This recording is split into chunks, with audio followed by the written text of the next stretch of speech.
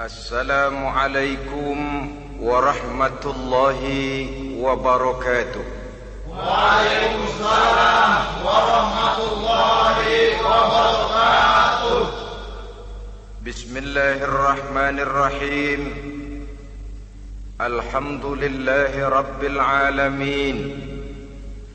Wassalatu wassalamu ala ashrafil anbiya'i wal mursalin, imamil muttaqin, sayyidil ghurril muhajjalin, wa ala alihi wa ashabihil mujahidin at-tahirin. Amma ba'du. Saudara-saudara kaum muslimin rahimakumullah,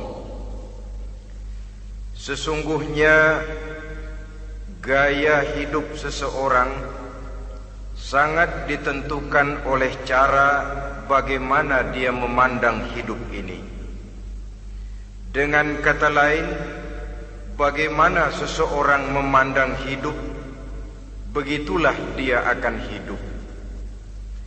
Oleh sebab itu, untuk mengubah keadaan seseorang harus diawali lebih dahulu dengan mengubah caranya memandang kehidupan ini. Itulah sebabnya dalam surah Ar-Ra'd ayat 11 Allah Subhanahu wa ta'ala menjelaskan, Innallaha la yughayyiru ma biqaumin hatta yughayyiru ma bi anfusihim.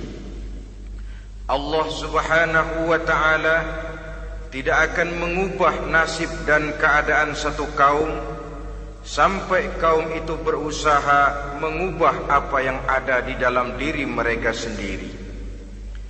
Yang ada di dalam diri itu tentu tidak lain adalah rule of thinking, bahasa kerennya state of mind, kata orang Kulon. Cara berpikir, cara memandang kehidupan yang akan sangat mewarnai cara orang menjalani kehidupan itu sendiri. Oleh karena itu, pada pertemuan kali ini kita akan membicarakan tentang dasar dan tujuan hidup dari seorang muslim di dalam kehidupan ini. Yang pertama, tentang dasar dan landasan hidup. Seorang muslim tak dapat lain mendasarkan kehidupannya dengan Islam. Di dalam mendasari kehidupan dengan Islam ini, Allah Subhanahu wa ta'ala menuntut, Ya ayyuhalladzina amanu dkhulu fis silmi kafah. Hai orang-orang yang beriman, masuklah kamu ke dalam Islam itu secara total, secara utuh, secara seluruhnya. Jangan separuh-separuh, jangan sepotong-sepotong. Mendasari hidup dengan Islam artinya menjadikan Islam sebagai way of life, sebagai rule of thinking, sebagai state of mind di dalam kita memecahkan problema-problema kehidupan, sehingga tidak satu persoalan hidup yang bagaimanapun kecilnya sekalipun yang tidak tersentuh oleh nilai-nilai ajaran agama Islam ini. Kemudian di dalam mendasarkan hidupnya dengan Islam, ia mempunyai satu keyakinan. Pertama, Islam sebagai dasar hidupnya adalah agama yang sesuai dengan fitrah daripada manusia. Allah Subhanahu wa ta'ala pencipta manusia. Allah Subhanahu wa ta'ala yang menurunkan agama Islam. Oleh sebab itu, tentu saja seluruh konsepsi Islam ini sudah diukur sedemikian rupa sesuai dengan kemampuan yang dimiliki oleh manusia.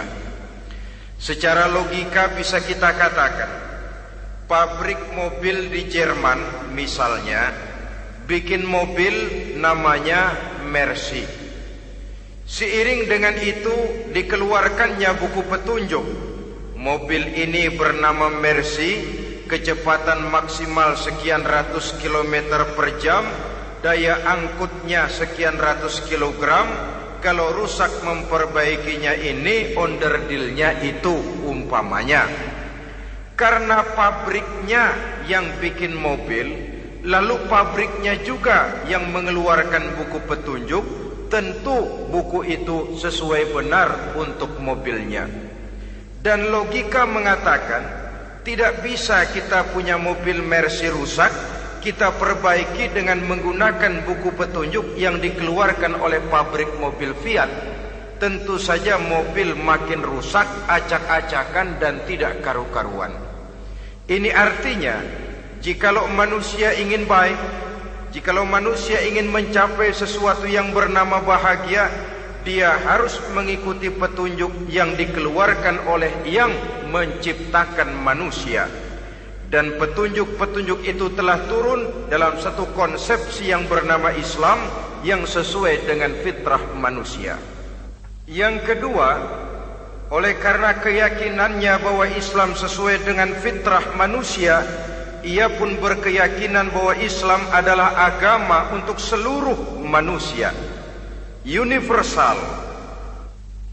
Walaupun ia diturunkan di tanah Arab, tetapi ia bukanlah agama hanya untuk orang Arab semata-mata. Keyakinan ini perlu ditegakkan kembali, oleh karena akhir-akhir ini muncul pendapat-pendapat yang menganggap seolah-olah agama itu barang impor.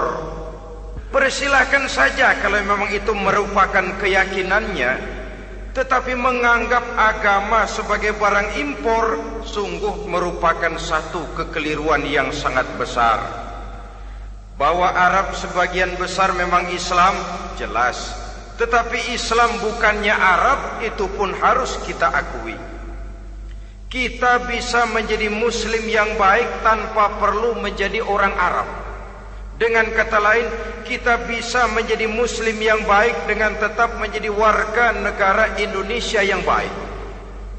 Bahwa Al-Quran diturunkan dalam bahasa Arab oleh karena memang ia turun di tanah Arab. Buktinya apa? Walaupun Quran dalam bahasa Arab, tidak satu pun ayat Quran yang ditujukan kepada orang Arab semata-mata. Tidak ada ayat ya ayyuhal arabiyun, hai orang-orang Arab. Tidak ada. Yang ada malah ya ayyuhan nas, wahai manusia. Manusia yang mana? Yang mana saja asal merasa manusia. Kalau tidak merasa manusia, tidak usah terpanggil dengan ayat tadi.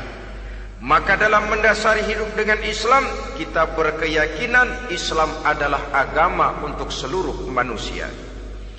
Yang ketiga, di dalam mendasari hidup dengan Islam, kita berkeyakinan Islam adalah agama terakhir yang diturunkan kepada Rasul terakhir. Tidak ada Rasul dan Nabi sesudah Nabi Muhammad, dan tidak ada agama lagi sesudah agama Islam. Dasar-dasar keyakinan ini melembaga dalam pribadi kita, membentuk satu keyakinan yang mendasari kehidupan ini, sehingga tidak satu problema yang bagaimanapun kecilnya dalam kehidupan yang tidak tersentuh oleh nilai-nilai Islam.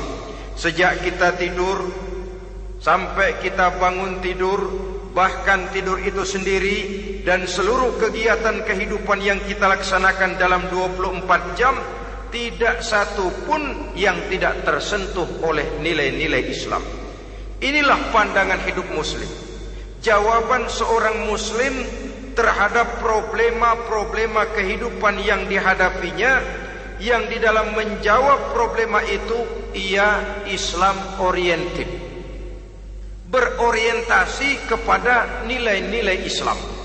Apa kata Islam tentang pekerjaan yang dihadapinya? Halal kata Islam, halallah dia katakan. Haram kata Islam, haram dia katakan. Islam oriented. Barometer dalam perbuatannya tidak lain daripada nilai-nilai Islam itu sendiri. Dan kemudian di dalam mendasari kehidupan dengan Islam, ia berkeyakinan Islam adalah satu-satunya agama yang benar. Bahasa kerennya, Islam is the single one, the true religion behind the God. Satu-satunya. Keyakinan ini kelihatannya subjektif, tapi memang inilah pokok daripada kehidupan beragama. Saudara-saudara kaum muslimin rahimakumullah, kalau itulah dasar daripada kehidupan kita sebagai muslim, apa yang menjadi landasannya? Kalau dasar hidup kita Islam, maka landasan hidup kita tidak lain adalah Al-Quran dan sunnah Rasulullah sallallahu alaihi wasallam. Dunia penuh dengan orang-orang besar, dan setiap orang-orang besar itu mempunyai ajaran-ajaran yang pernah jaya, pernah dikumandangkan, didengung-dengungkan, naik ke panggung sejarah untuk kemudian tenggelam. Satu ajaran hanya akan langgeng, satu ajaran hanya akan tahan lama apabila dia turun dari sumber yang serba maha. Kalau dia turun dari manusia, maka sifatnya hanya musim. Yang namanya musim, saudara-saudara, namanya musim tidak bisa dilarang, tapi kalau sudah selesai habis sendirian. Itu musim namanya. Musim rambutan. Kalau datang musim rambutan, apa bisa dilarang? Gak boleh musim rambutan. Ya tidak bisa, dia akan tumbuh terus. Tapi manakala musimnya habis. Begitulah nasib dari ajaran yang nisbi, relatif dan temporer apabila dia bersumber dari manusia. Maka satu ajaran hanya akan langgeng, tahan lama apabila dia turun dari sumber yang serba maha. Dan itu sudah turun bernama Al-Quranul Karim. Sedangkan sunnah, saudara-saudara, merupakan penjelasan dari apa yang oleh Quran tidak dijelaskan dalam bentuk yang detail, melengkapi apa yang oleh Al-Quran hanya disebutkan dalam bentuk garis besarnya saja. Baik Quran maupun sunnah kita sebut merupakan dasar, landasan yang primer. Sedangkan untuk memahami Quran dan sunnah, kita memerlukan pendapat-pendapat orang yang ahli di bidang itu.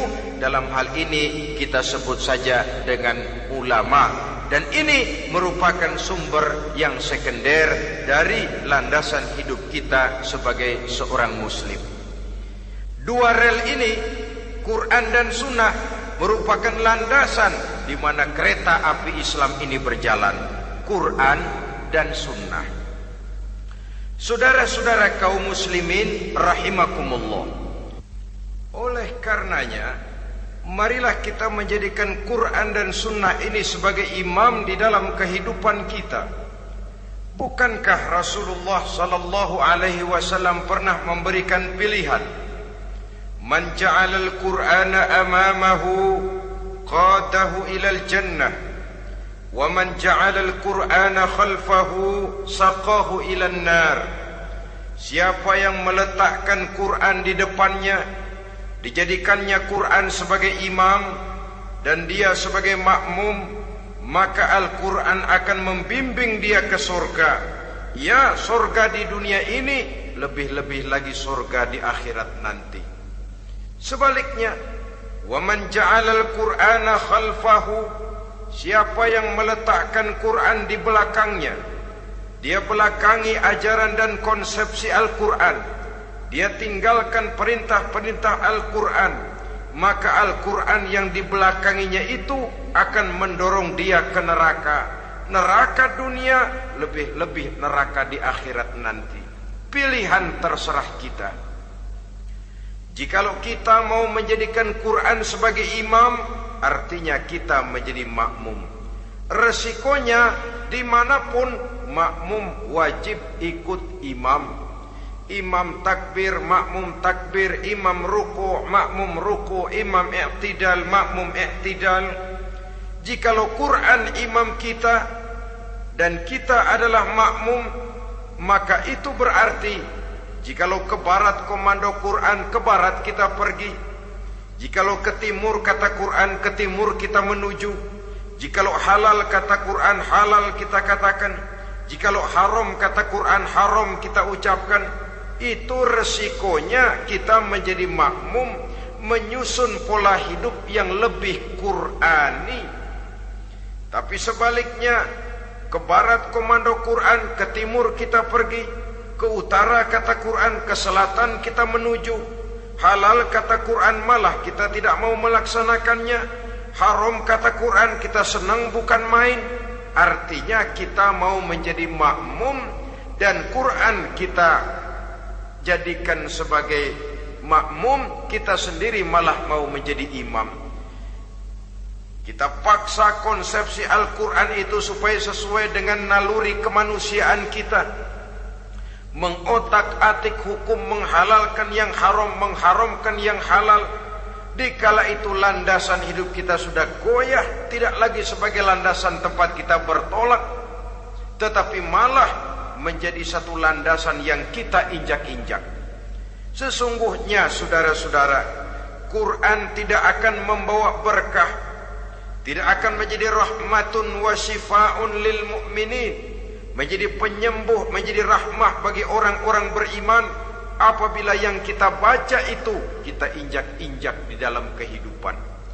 Upaya menyusun hidup yang lebih Qurani ini seiring dengan usaha kita menjadi warga negara yang baik. Yang saya katakan di awal tadi, tidak saling dan tidak harus saling bertentangan. Jadi dengan demikian, dasar hidup kita sebagai muslim adalah Islam, dan landasan hidup kita tidak lain adalah Al-Quran dan Sunnah Rasulullah Sallallahu Alaihi Wasallam. Ini landasan tempat kita bertolak. Ini yang mewarnai gaya kehidupan kita. Apapun yang mau kita lakukan, tempat kita bertanya lebih dahulu Quran dan Sunnah. Saya mau melakukan pekerjaan ini, apa kata Quran? Saya mau pergi ke tempat ini, apa kata Quran? Saya mau berusaha dengan mengerjakan perusahaan ini, apa kata Quran? Merupakan landasan daripada kehidupan kita. Ini yang saya katakan tadi, membentuk rule of thinking, state of mind, bahwa gaya kehidupan kita diwarnai oleh landasan hidup yang bertumpu pada ajaran Al-Quranul Karim dan Sunnah Rasulullah Sallallahu Alaihi Wasallam. Baiklah ya, ini yang pertama tentang dasar dan landasan hidup. Yang kedua tentang tujuan hidup. Kalau sudah ada landasan tempat kita bertolak, lalu kemana pantai yang akan kita tuju? Mau apa sih kita hidup ini? Berleha-leha, menjalani acara rutin, bangun tidur sampai tidur lagi, kemudian besok begitu lagi, sampai menunggu datangnya sang ajal? Atau ada satu tujuan yang akan kita capai di dalam kehidupan ini? Apabila kita teliti, maka Al-Quran mengajarkan tujuan hidup setiap muslim pada dasarnya ada dua. Pertama, kita sebut saja tujuan jangka pendek. Tujuan jangka pendek itu sasarannya dunia sekarang ini. Bentuknya horizontal, targetnya agar setiap pribadi muslim menjadi rahmatan lil alamin, rahmah bagi lingkungannya. Inilah yang oleh agama dinamakan hablum minan nas, yang isinya adalah ilmu dan peradaban. Jadi dunia dan seluruh isinya merupakan tujuan jangka pendek saja. Untuk mencapai tujuan jangka pendek, dunia dan seluruh isinya, unsur penunjangnya adalah pendidikan, pengalaman, atau nasib. Makin tinggi pendidikan, makin mudah menjangkau hidup. Makin banyak pengalaman, makin mudah menguasai dunia. Atau karena faktor nasib, pendidikannya tidak seberapa, pengalaman pun kadang-kadang dangkal, tapi karena nasibnya lagi hoki, kata orang sekarang, nasibnya lagi bagus, dia naik ke panggung memegang peranan. Faktor yang namanya nasib ini ada, tapi tidak bisa dijadikan sandaran untuk menjangkau dunia dan seluruh isinya. Unsur penunjangnya, pertama pendidikan, yang kedua pengalaman, yang ketiga faktor nasib. Oleh karena itu, apabila kita ingin mudah mencapai dunia, yang pertama harus kita laksanakan bagaimana menempuh satu pendidikan. Di zaman sekarang orang terangsang untuk hidup dalam pola yang oleh orang-orang priangan disebut hardolin. Saudara tahu hardolin? Itu potongan dari dahar modal ulin. Filsafat hidup yang pakaian mau bagus, makan mau enak, kerja nggak mau. Akhirnya jadilah dia penghayal kelas berat, tukang-tukang ngelamun kelas tinggi. Tiap hari kegiatannya ya cuma tidak terlepas dari tiga kriteria itu. Hardolin. Pokoknya kalau sudah dahar modal ulin, besok ya begitu lagi. Pola dari dimana orang pakaian mau bagus, makan mau senang, duit mau punya, kerja tidak mau. Kadang-kadang mau kerja tapi tidak tahu apa yang harus dikerjakan, ditambah oleh sempitnya lapangan pekerjaan. Tidak tahu apa yang harus dikerjakan, dilatar belakangi oleh tidak adanya pendidikan yang dia terima, sehingga mau kerja apa lalu bingung. Oleh karena itu, terutama buat adik-adik remaja, para pemuda, saya berpesan untuk menjangkau dunia, yang pertama harus kita jalani bagaimana membina diri, mendidik. Taruh kata drop out, putus sekolah. Tapi drop out bukan halangan bagi tumbuhnya cita-cita yang mulia. Bahkan ada orang bilang many a great man starts as a newspaper boy. Banyak orang-orang besar yang memulai pekerjaannya dagang koran. Putus sekolah bukan merupakan halangan bagi tumbuhnya cita-cita yang mulia. Dan tidak sedikit orang-orang besar yang tidak keluaran perguruan tinggi. Tidak sedikit orang-orang besar yang tidak merupakan produk dari perguruan tinggi tertentu, tapi kerajinannya belajar, banyak membaca, banyak bergaul, autodidak. Syukur kalau masih bisa menempuh pendidikan yang formal. Kekurangan ekonomi, kemiskinan keluarga jangan menjadi penghalang bagi tumbuhnya cita-cita yang tinggi untuk menempuh karier pendidikan yang baik. Ini memang pahit, tapi bagaimanapun kata orang, lebih baik makan singkong beneran daripada makan roti ngimpi. Artinya jikalau memang perlu, lebih baik sekolah sambil dagang koran, nyemir sepatu, parkir mobil, daripada hardolin itu tadi. Tanpa prospek hari depan yang ada artinya. Dan pendidikan memang merupakan sesuatu yang pahit. Tapi tanpa ini rasanya kita akan sulit untuk menjangkau dunia, tersisih di pojok-pojok kehidupan. Jangan lalu bilang, manusia kan rezekinya sudah dijamin oleh Allah, ayam saja ada rezekinya. Of course. Tapi jangan lupa, cara ayam cari rezeki dengan cara manusia cari rezeki lain. Kalau ayam cari rezeki dari tahun atu, modalnya cuma ceker sama patok. Kalau ayam mah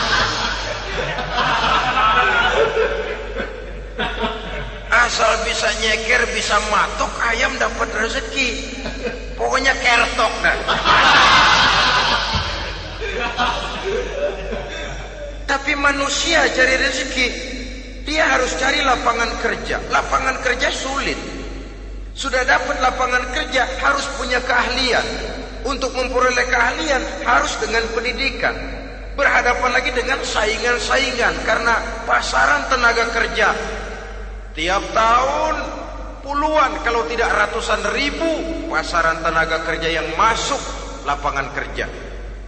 Ini kenyataan. Semakin ke depan, oleh tingginya tensi ekonomi, oleh persaingan hidup yang makin tajam, oleh makin menggejalanya pola pikir industrialis yang membuat manusia individu, nilai-nilai semacam ini akan terasa makin berat. Oleh karenanya, tanpa pendidikan sulit untuk menjangkau dunia. Yang kedua, pengalaman, tenaga expert. Sehingga orang mengatakan experience is the best teacher. Pengalaman adalah guru yang paling bijaksana. Dengan pengalaman kita makin dewasa. Dan orang sering mengatakan kegagalan hakikatnya adalah keberhasilan yang tertunda. Jangan takut gagal, kalau itu akan mengantarkan kita kepada pola hidup yang lebih dewasa, lebih tegar, lebih sanggup menghadapi kesulitan-kesulitan. Dan faktor yang ketiga, nasib. Kadang-kadang orang pendidikannya tidak ada, kadang-kadang pengalamannya tidak seberapa, tapi karena nasib, engkongnya misalnya jadi komandan Hansip, dia naik jadi anggota Hansip. Itu karena faktor nasib saja. Yang ketiga ini ada, tapi tidak bisa dijadikan sandaran dalam arti bahwa kita lalu mengandalkan nasib. Lo nanti udah gede mau jadi apa? Gua sih gimana nasib aja dah. Jadi orang syukur, jadi gembel nasib. Tidak bisa kita menghadapi hidup dalam satu alur spekulasi. Tidak bisa kita menjalani skenario kehidupan ini dengan bersikap untung-untungan. Karena kehidupan walaupun tidak bisa dipastikan, paling kurang bisa dirancang, bisa direncanakan, bisa ditargetkan, bisa dianalisa kemungkinan-kemungkinannya.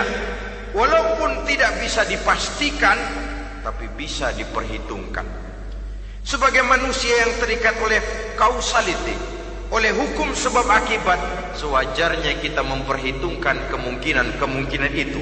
Kira-kira 5, 10, 15 tahun yang akan datang, sejauh mana kesulitan-kesulitan dalam kehidupan ini, sejauh mana persaingan dalam hidup, sejauh mana tenaga kerja dibutuhkan, sejauh mana keahlian dan skill menunjang ke arah itu. Kalau tidak, kita akan tersisih di sudut-sudut kehidupan untuk lebih banyak jadi penonton daripada menjadi pemain. Padahal kita ingin jadi pemain, kita ingin aktif, kita ingin punya peranan karena kita oleh agama dituntut menjadi rahmatan lil alamin, menjadi rahmah bagi lingkungan di mana kita tinggal, mewarnai lingkungan, bukan cuma diwarnai oleh lingkungan itu sendiri. Itu tadi tujuan jangka pendek sebagai tujuan yang pertama. Yang kedua, tujuan jangka panjang. Tujuan jangka panjang ini sasarannya adalah akhirat. Bentuknya vertikal, targetnya adalah mardotillah atau ridho daripada Allah. Dan ini yang oleh agama dinamakan dengan hablum minallah, tali vertikal yang menghubungkan manusia langsung dengan Tuhannya. Untuk mencapai tujuan jangka panjang akhirat ini, unsur penunjangnya adalah prestasi ibadah. Kalau untuk tujuan jangka pendek, dunia dan seluruh isinya, pendidikan, pengalaman dan nasib memegang peranan yang sangat penting, maka untuk akhirat, pendidikan, pengalaman, nasib tidak punya pengaruh banyak. Unsur penunjangnya adalah prestasi ibadah. Bagaimanapun tinggi pendidikan, bagaimanapun banyak pengalaman, tanpa prestasi ibadah, nol besar kita dalam pandangan Allah Subhanahu wa ta'ala. Saudara-saudara kaum muslimin rahimakumullah, itu sebabnya seorang muslim sholat, puasa, haji, zakat, yang kalaupun ada target dunia itu cuma side effect saja, sekedar satu efek sampingan. Target utamanya tetap tujuan jangka panjang, akhirat dan ridho Allah.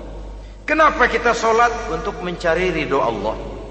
Kenapa kita laksanakan ibadah haji? Untuk mencari ridho Allah. Kita bangun di keheningan malam untuk mencari ridho Allah. Kalau ada akibat dunia, itu cuma akibat sekunder saja. Ada misalnya orang karena tekun ibadah rezekinya lancar, itu baru persekot, baru tanda jadi. Kadang-kadang persekotnya saja sudah nikmat kok, apalagi cashnya, kontannya. Sebaliknya kalau ada orang rajin ibadah rezekinya seret, jangan jadi alasan. Kok lu nggak sembahyang? Alah, tetangga gua rajin sembahyang melarat terus. Ya memang sholat itu bukan dengan target dunia, target akhirat, saudara-saudara. Oleh sebab itu, seorang muslim adalah seorang yang berpandangan luas, berjiwa lapang. Maksudnya apa? Tujuan jangka pendek dan jangka panjang ini harus dia raih kedua-duanya. Ini yang oleh Al-Quran diajarkan agar setiap muslim mencapai fid dunya hasanah wa fil akhirati hasanah. Kebaikan di dunia, kebaikan di akhirat, itu arti hasanah. Jangan macam orang dulu, punya istri dua pergi haji. Yang satu yang muda istrinya namanya Hasanah, yang satu namanya Khadijah. Waktu tawaf keliling Ka'bah, si suami ini nggak bisa doa apa-apa kecuali Rabbana Atina itu. Tiap putaran Rabbana Atina fid dunya hasanah wa fil akhirati hasanah. Putaran kedua Rabbana Atina fid dunya hasanah wa fil akhirati hasanah. Ini istri tuanya yang namanya Khadijah dengerin aja. Akhirnya di satu saat dia colek suaminya, "Bang, mentang-mentang Hasanah bini muda disebutin melulu. Saya dong disebutin dalam doa." "Iya deh, ntar putaran selanjutnya." Suaminya blow on juga. Putaran kedua dia baca Rabbana Atina fid dunya hasanah wa fil akhirati Khadijah. Saudara-saudara, itu makna refleksi daripada doa tadi itu, doa sapu jagat. Kita ingin fid dunya hasanah wa fil akhirati hasanah. Tujuan jangka pendek dunia tercapai, tujuan jangka panjang akhirat dan ridho Allah juga tergapai. Oleh sebab itu Al-Quran menjelaskan, wabtaghi fima atakallahu ad-daral akhirah wa la tansa nasibaka minad dunya. Dengan karunia yang diberikan Allah kepadamu, carilah bahagia akhirat. Wala tansa nasibaka minad dunya, tetapi jangan lupakan bagianmu dalam kehidupan di dunia ini. Cari akhirat, utamakan akhirat dengan tidak usah melupakan jatahmu di dunia. Kenapa saya katakan seorang muslim berjiwa besar? Sebab andai kata dia gagal mencapai tujuan jangka pendek, andai kata dia gagal di dunia, dan dia oleh Islam diajarkan jangan sampai gagal, tapi andai kata dia gagal, dia masih punya tujuan jangka panjang, akhirat dan ridho Allah. Dia masih bisa menghibur diri, biarlah di dunia kita sederhana, bahkan biarlah susah di dunia, asal di akhirat kita bahagia. Orang yang tidak punya pandangan hidup semacam ini, surgalah dunia ini, segalanya telah tertumpu di sini. Bila umurnya selesai, ajalnya datang, selesai sudah, surganya sampai di situ, dan dia tidak punya pengharapan lain di belakang itu. Maka seluruhnya bertumpu pada kehidupan di dunia, padahal dunia seperti air laut, makin diminum makin haus, makin kering tenggorokan. Dunia yang diperturutkan menyeret manusia ke dalam lingkaran setan, terjebak dalam sifat yang namanya tamak bin rakus alias serakah.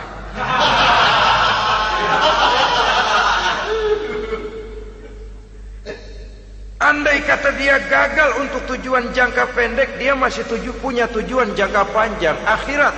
dia masih sanggup berkata, biar di dunia kita sederhana, bahkan biar kebelangsak sengsara susah di dunia, asal di akhirat kita bisa bahagia.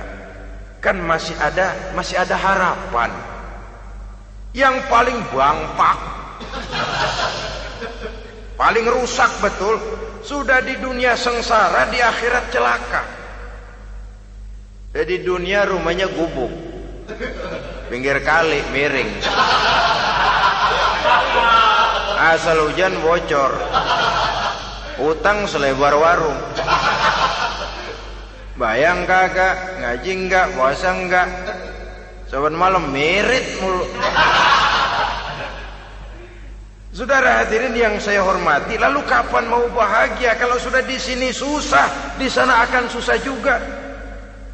Ini yang pertama, seorang muslim, seorang yang optimis, berjiwa besar, luas pandangan. Kegagalan dia dalam jangka pendek tidak menyebabkan dia melupakan tujuan jangka panjang. Yang kedua, positifnya apa? Cara dia mencapai tujuan jangka pendek diwarnai oleh keyakinan adanya tujuan jangka panjang. Dia memang benar cari harta, tapi karena dia yakin ada akhirat, Allah ridho apa tidak? Ini positifnya. Saya memang cari duit, tapi dengan cara ini Allah ridho apa tidak? Saya memang ingin berpakaian yang rapi, tapi dengan tidak menutup aurat begini, Allah ridho atau tidak? Saya memang bergaul menghormati teman, tapi terjebak dalam minuman keras karena menghormati teman, Allah ridho apa tidak? Ini orang yang punya tujuan jangka panjang. Segalanya diberikan bingkai dengan pertanyaan, Allah ridho atau tidak? Keyakinannya terhadap tujuan jangka panjang mewarnai gaya hidupnya di dunia ini, mencapai tujuan jangka pendek tadi. Mau minum, Allah ridho apa enggak ini? Mau makan, yang saya makan Allah ridho apa enggak ini? Pendeknya apapun yang mau dia kerjakan, karena dia punya keyakinan tujuan jangka panjang, dia selalu menimbang terhadap ridho Allah tadi. Jadi tanpa prestasi ibadah, kita nol besar dalam pandangan Allah. Ini nilai manusia yang hakiki di sini. Ini makna inna akramakum indallahi atqakum. Di akhirat nanti kan tidak pernah akan disidang, kamu pendidikan setinggi apa? Tidak. Gelarmu berapa renteng? Profesor, doktor? Tidak. Akhirat hanya menyidang kau sholat atau tidak, kau puasa atau tidak, kau zakat atau tidak. Diberikan kamu harta yang banyak, dari mana kau dapat, kemana kau belanjakan. Prestasi ibadah itu yang ditanya. Setinggi apa pendidikan, sebanyak apa pengalaman, no problem, tidak jadi masalah di akhirat itu. Prestasi ibadah itu yang akan kita persembahkan di hadapan Allah. Itu makna inna akramakum indallahi atqakum. Kerbau dinilai dari dagingnya, makin gemuk makin mahal harganya. Tapi ada perkutut lebih mahal dari kerbau. Perkutut itu mahalan mentahnya loh daripada matangnya. Karena harga perkutut pada suaranya. Lalu di mana harga manusia yang paling gemuk? Tidak. Suaranya, oh kalau manusia dinilai dari suaranya, barangkali Madonna nomor awal masuk surga. Hanyalah dengan prestasi ibadah kita bisa mencapai tujuan jangka panjang, akhirat dan ridho Allah. Nah baiklah ya, kalau sudah jelas bahwa kita punya dua tujuan jangka hidup, jangka pendek dan jangka panjang, bagaimana Islam mengajarkan kita meraih dua ini? Pada prinsipnya Islam mengajarkan sistem keseimbangan. Dalam berbagai aspek kehidupan, keseimbangan ini nampak dengan nyata diajarkan oleh agama kita. Seperti ayat yang saya bacakan tadi. Dengan karunia yang diberikan Allah kepadamu, cari negeri akhirat, tapi jangan lupakan bagianmu di dunia ini.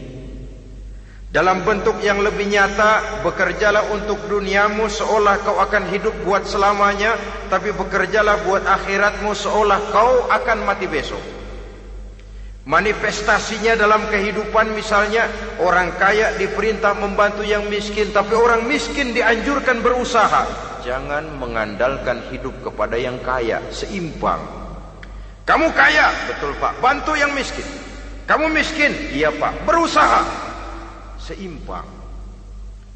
Tuan rumah diwajibkan menghormati tamu, tamu diwajibkan tahu diri, seimbang. Jadi bagaimana kalau sudah kita bekerja di sawah, di ladang, di pasar, di kantor, anggap kita akan hidup selamanya agar timbul gairah kerja. Tapi kalau sudah sholat, anggap kita akan mati besok supaya timbul khusyuknya. Nah, titik tekannya di mana? Stresnya itu.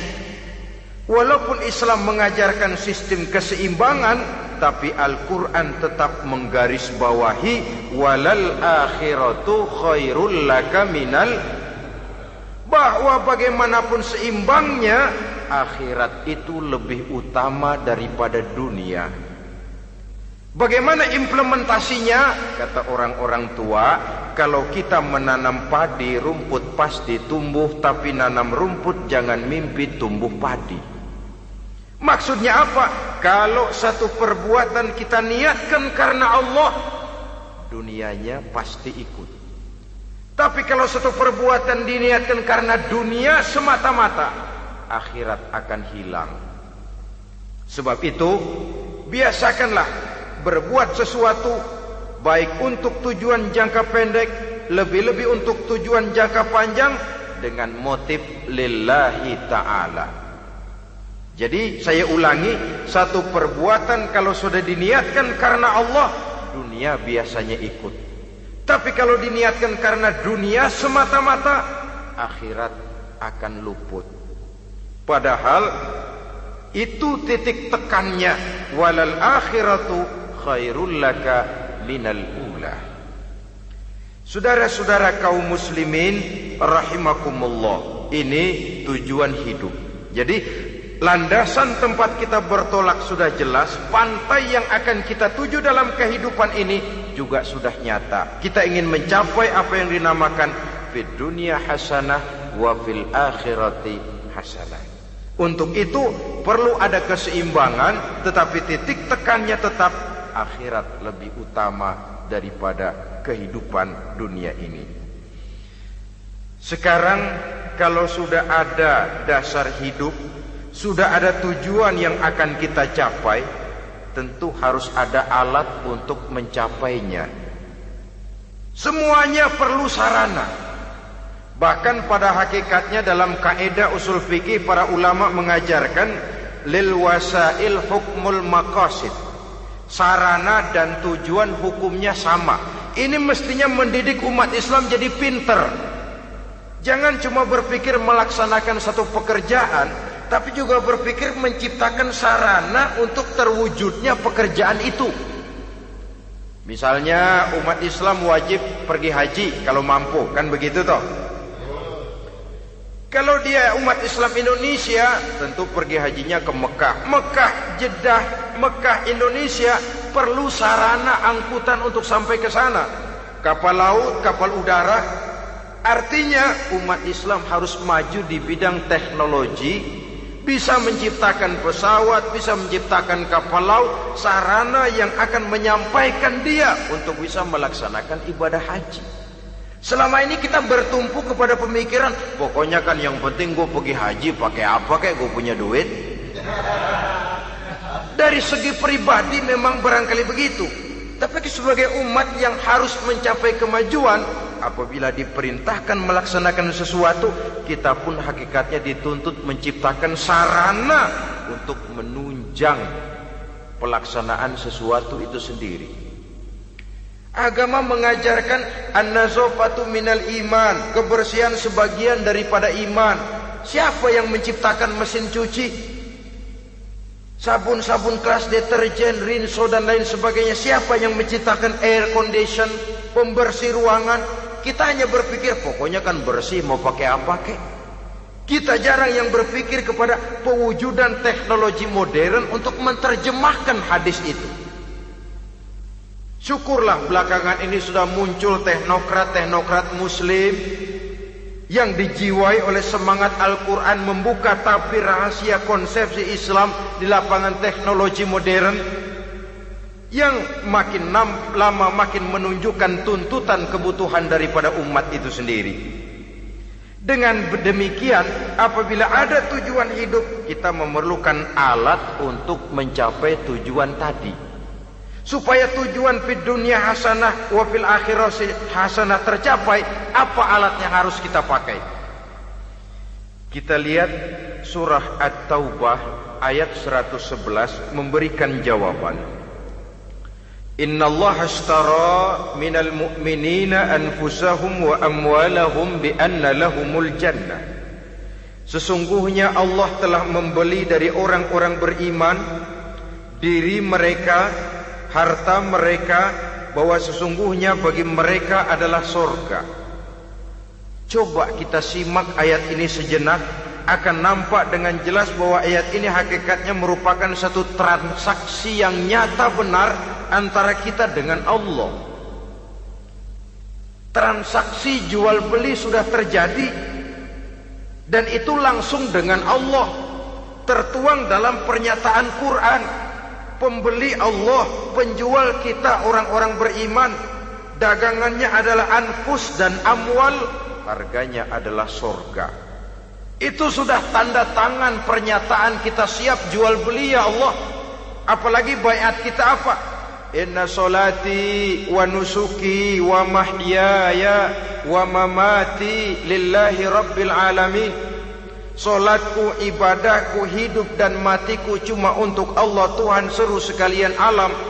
Minimalnya 5 kali sehari semalam baiat ini kita ulang dan kita ulang. Kenapa lalu kita tidak konsekuen? Dalam konteksnya dengan persoalan, maka alat hidup kita itu ada 2. Pertama, anfus. Ini bentuk mufrad dari jamaknya, bentuk jamak dari mufrad nafsun. Biasa diterjemahkan dengan diri. Yang dimaksud dengan diri adalah kepribadian. Yang dimaksud dengan kepribadian ialah kekayaan yang kita miliki dalam kepribadian kita. Artinya bisa tenaga, pikiran, konsep, gagasan, wewenang, ide, pangkat, jabatan, kemampuan, keahlian, skill, itu semuanya masuk ke dalam anfus, diri. Sedangkan amwal bentuk jamak dari mufrad malun, biasa diterjemahkan dengan harta. Pengertian di sini ialah seluruh bentuk-bentuk materi yang berada di bawah kekuasaan kita. Bisa rumah, bisa uang, bisa tanah, bisa kebun, bisa pabrik, bisa peternakan, itu semuanya amwal. Nah, baik anfus maupun amwal, diri, tenaga kek, pikiran kek, harta kek, pangkat kek, jabatan kek, wewenang kek, keahlian kek, untuk tujuan jangka pendek harus jadi rahmah bagi lingkungan. Untuk tujuan jangka panjang harus menunjang jalan menuju ridho Allah. Jadi kalau pangkat kita menjauhkan kita dari ridho Allah, itu bukan nikmat tuh, azab. Punya pangkat bukan melakukan kebaikan, malah melakukan kejahatan, setidak-tidaknya berdiri di belakang kejahatan, melindungi perbuatan-perbuatan munkar. Dalam kelas kakap melindungi korupsi, dalam kelas teri jadi backing tukang koprok. Umpamanya itu sudah menyalahi. Alat tidak digunakan untuk mencapai tujuan, itu untuk tujuan jangka pendek. Lalu amwal harta, uang, tanah, rumah, kebun untuk tujuan jangka pendek harus menjadi rahmah bagi lingkungan. Sedang untuk tujuan jangka panjang, baik diri maupun harta harus menunjang jalan menuju ridho Allah, harus meningkatkan prestasi ibadah kita kepada Allah Subhanahu wa ta'ala. Malah yang namanya amwal ini tanggung jawabnya lebih berat loh saudara. Kalau saudara diberikan ilmu, sidang akhirat cuma satu, ilmumu kau amalkan untuk apa? Saudara diberikan umur panjang, pengadilan akhirat cuma bertanya satu, umurmu kau habiskan di mana? Tapi saudara diberikan harta, pertanyaan akhirat dua, hartamu kau dapat dari mana? Kau belanjakan kemana? Dari mananya dan kemananya ditanya, depan belakang. Wah, kadang-kadang kan ada orang hartanya didapat dari jalan yang halal, dibelanjakan di jalan haram. Kerja peras keringat banting tulang setengah mati, begitu dapat duit beli buntutan, muter-muter kertas cari kode. Didapat dari jalan halal, dibelanjakan di jalan haram. Atau didapat dari cara yang haram, dibelanjakan di jalan yang baik. Menang judi, nyumbang pesantren. Nabi mengajarkan innallaha thayyibun la yaqbalu illa thayyib. Allah itu baik dan hanya menerima yang baik-baik saja. Tidak bisa mencuci kain dengan air najis. Kain akan tetap kotor. Saudara-saudara kaum muslimin rahimakumullah. Oleh karenanya masalahnya terpulang kepada kita, pandai-pandailah membagi orientasi. Suatu saat tenggelam kita dalam kesibukan dunia dan seluruh isinya untuk mencapai tujuan jangka pendek. Lain saat tenggelam kita memfanakan diri untuk mencapai tujuan jangka panjang, akhirat dan ridho Allah. Karena kehidupan ini bukan berjalan tanpa batas. Umur ini bukan satu karunia tanpa pertanggungan jawab. Satu saat setuju atau tidak, rela atau terpaksa, kita akan sampai kepada garis finish daripada perjalanan kehidupan dunia ini, yang memang merupakan satu perjalanan panjang, a walking tall. Kata orang Kulon, a walking tall, satu jalan yang demikian jauhnya. Entoh kita akan sampai ke garis finish. Bila datang ajal, senja kehidupan datang, malam menyelimuti. Datangnya tidak pernah kita sangka, tapi sekali dia datang, tidak satu kekuatan yang bisa menolak. Kehadirannya tidak pernah kita harapkan, tapi satu kali dia datang bertamu, pasti terjadi. Dan itu pasti akan kita temui. Alangkah malangnya pada saat kembali itu datang, kita tidak punya prestasi ibadah. Lalu apa artinya prestasi dunia? Apa artinya tujuan jangka pendek kalau kita harus kehilangan tujuan jangka panjang? Rumah kita yang besar, pangkat kita yang tinggi, harta kita yang banyak, bisakah menolong kita untuk kalau sudah kumpul di padang mahsyar nanti? Malaikat, jangan gebugin saya, rumah saya harga 2 miliar.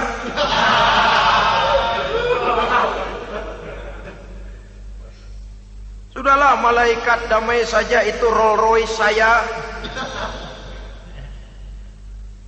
Pakai saja malaikat, pakai.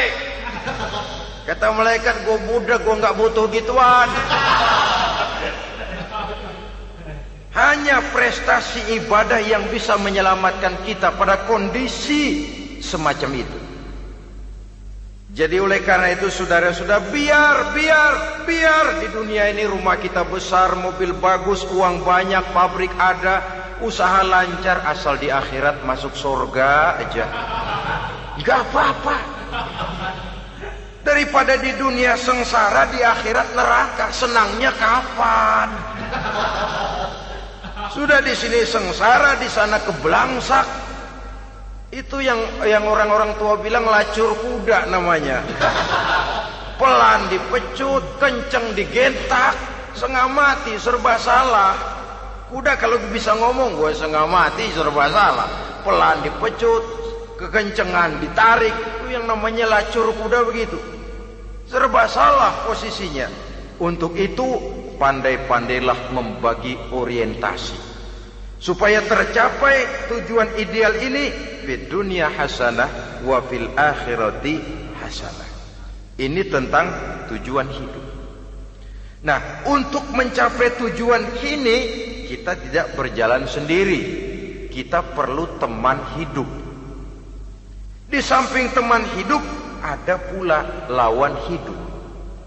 Siapa teman hidup kita untuk mencapai tujuan hidup ini? Dalam arti sempit, teman hidup kita suami istri yang taat kepada Allah. Suami istri lebih dari sekedar satu pasangan, juga saling melengkapi, merupakan bagian daripada kehidupan. Suami adalah teman istri, istri adalah teman suami untuk mencapai tujuan hidup tadi, mencapai fid dunya hasanah wa fil akhirati hasanah. Seiring, seirama, selaras, serasi, seimbang, kata orang sekarang. Teman dalam arti sempit. Adapun teman dalam arti luas, setiap orang yang pandangan hidupnya sama dengan kita, setiap orang yang akidahnya sama dengan kita, terlepas dari suku bangsa apapun, warna kulit apapun, bahasa apapun, jikalau keyakinannya sama, pandangan hidupnya sama, dia adalah saudara kita dalam artian yang luas. Islam tidak kenal teritorial, maka tidak ada itu Islam Jepang. Ya walaupun secara formalnya ada, tapi informal Muslim adalah Muslim, diikat dengan akidah. Itu teman hidup.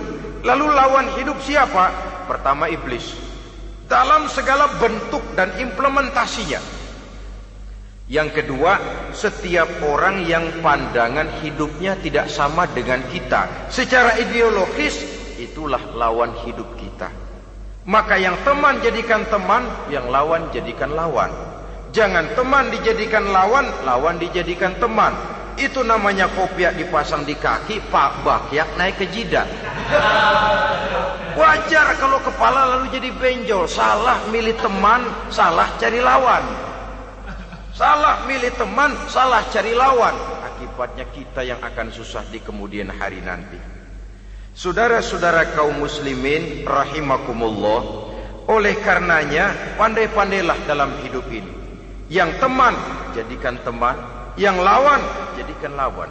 Kalau lawan kita jadikan teman, sementara teman kita jadikan lawan, dan itu yang banyak terjadi dalam praktek kehidupan, kita tidak akan bisa mencapai tujuan, karena akan tertarung di kaki sendiri. Nah, ini sajalah yang kita bicarakan pada pertemuan kali ini. Mudah-mudahan ada manfaatnya. Terima kasih atas segala perhatian.